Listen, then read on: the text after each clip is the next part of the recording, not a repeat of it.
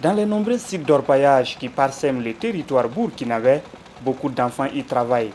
Mais quelles peuvent être les conditions dans lesquelles évoluent ces enfants? Les conditions de vie, une vie vraiment pas facile. Il y en a qui se retrouvent sur les sites sans parents. Parce que pourquoi? Soit son papa est en Côte d'Ivoire ou ses deux parents sont décédés. Et si c'est le cas, ils sont obligés d'aller à la recherche de l'argent. Il arrive des fois qu'ils n'ont même pas, ils gagnent même pas 100 francs pour pouvoir manger quotidiennement. Donc, ils sont obligés de se coucher à jeun. C'est pour arrêter ce fléau que l'Association pour la facilitation et le développement communautaire s'emploie au quotidien dans la région du Sud-Ouest. Depuis 2009, nous avons près de 600 enfants, les tout petits que nous avons dans les centres de formation Bissongo. Nous avons 1416 enfants que nous avons inscrits au primaire et nous avons 100 enfants qui sont en train de bénéficier de la formation professionnelle. Maintenant, les jeunes qui ont bénéficié de l'appui financier pour la mise en œuvre d'activités génératrices de revenus, ils sont au nombre de 80. Mais pour cette année, nous sommes en train d'achever l'identification de 200 autres jeunes. Donc, on aura au total 280 jeunes. Quand on part d'abord, il faut d'abord essayer de faire, une approche. Et si tu vois un enfant qui est là, qui casse les cailloux durement, tu vas essayer de lui dire le pour et le contre. Tu lui diras, tu vois, ce que tu fais ici, c'est bien. C'est pour gagner facilement l'argent. Mais est-ce que ce ne serait pas mieux si tu laissais ça et venir à Gawa? Nous allons te proposer une formation. Et maintenant, quand ils acceptent comme ça, on les fait venir et on leur, du moins avant qu'ils ne viennent, on fait une rencontre avec eux. Et on leur dit, voilà les différentes filières que nous vous proposons. Voilà. Et par rapport à cela, maintenant, eux, ils arrivent à choisir une des filières proposées. Par exemple, ici, nous avons la filière maçonnerie, menuiserie, la couture, et puis la mécanique.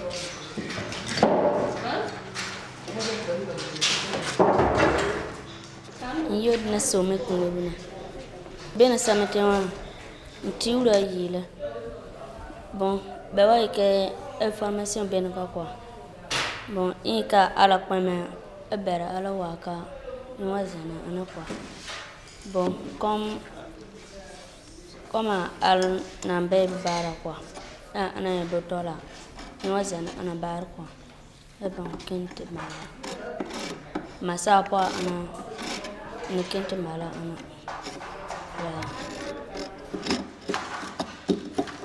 Il est là depuis 3 ans. C'est sa 3e année.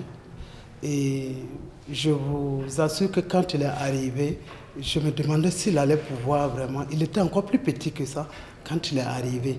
Au bout d'une année, il s'est intégré et il fait mieux même que certains grands. Donc pour ça, moi je pense que c'est un enfant qui a la volonté et qui a de l'avenir. Et déjà, il a compris que le métier va le servir pour toute sa vie.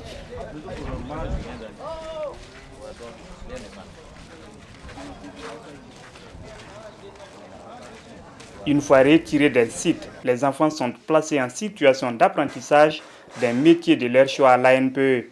Mais quitter les sites d'or où les gains sont concrets pour des années d'apprentissage sans rémunération n'est pas chose aisée pour ces enfants. Les enfants vivant sur les sites-là, quand tu les récupères et puis tu les amènes ici, ils trouvent que ici la vie n'est pas facile. Donc ils trouvent que sur les sites, c'est pénible, mais il y a le gain facile là-bas. Donc eux, ils préfèrent toujours retourner sur les sites. Les enfants que nous accueillons des sites, je ne dirais pas qu'ils sont différents des autres qui sont en ville, mais il y a quand même quelque chose. On sent souvent que certains sont déjà traumatisés. Le fait, la vie au site n'est pas aussi facile. Donc ça fait qu'il y a des enfants qui viennent déjà un peu traumatisés.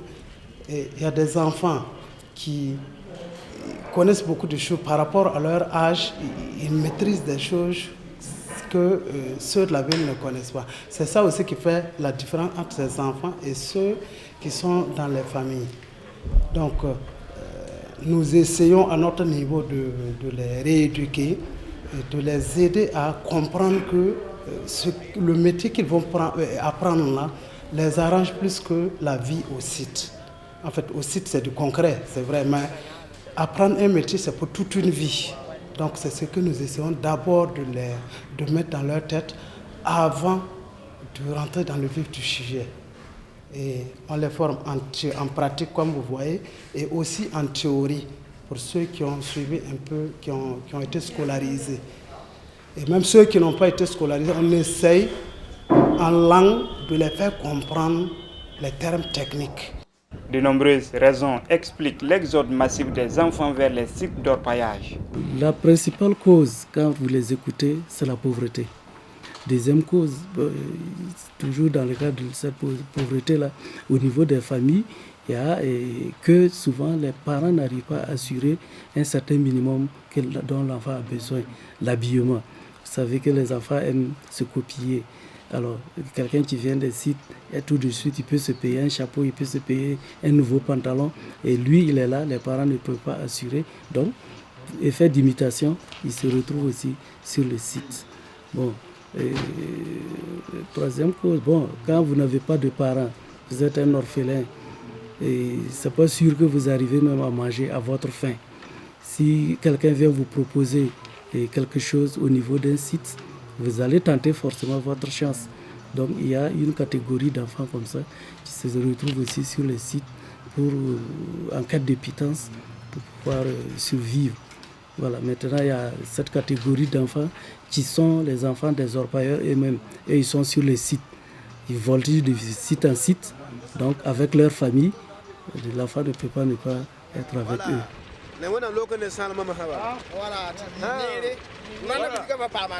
La FDC recense les enfants dont l'âge est compris entre 12 et 18 ans.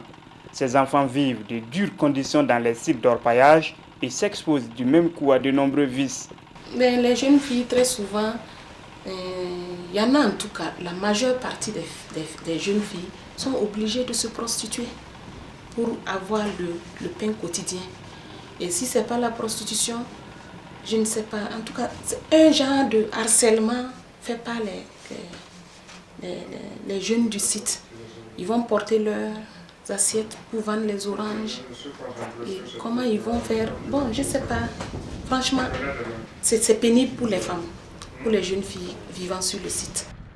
Aujourd'hui, les résultats sur le terrain sont palpables. Les résultats auxquels les enfants eux-mêmes sont parvenus, c'est que déjà, ils maîtrisent au moins un métier de leur choix.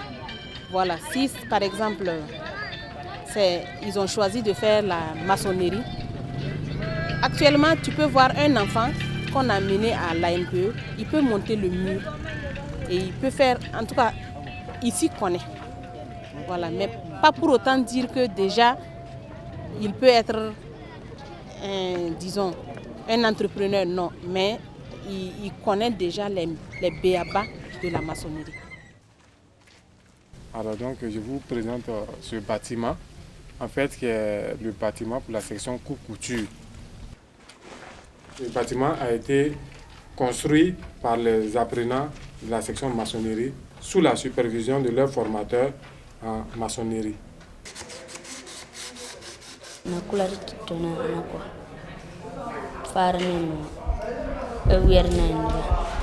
Voilà. Indi sa insansa mbakabe na tono fa mo kwa. Ma ba bambo za insan ba ka na tono wona me kwa. Des résultats certes, mais le combat est loin d'être gagné.